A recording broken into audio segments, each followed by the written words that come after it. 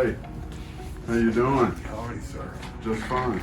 You got some questions for me? So when you have a knee replacement, it's better thought of as a resurfacing. A lot of people think with a knee replacement, you cut the bone up high on the thigh and down low on the leg, when the actual amount of bone you take off in a replacement is very little.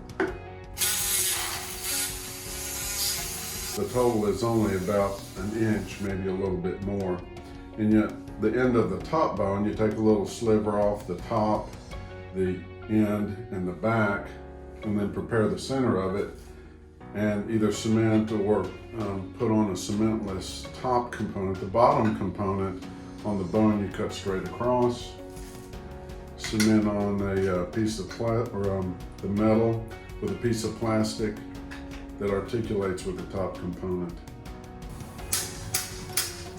What you don't see here is the kneecap, which I flip over, shave off the undersurface, cement on the plastic button, rotate it back, and that tracks right through here.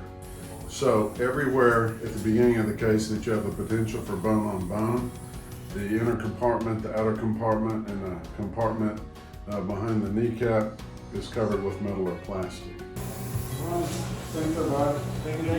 You don't feel metal on plastic, so the pain from the bone on bone is gone. And that pain's gone when you wake up. Then you have to get over surgical pain, but that pain gets better, whereas the arthritic pain would slowly get worse.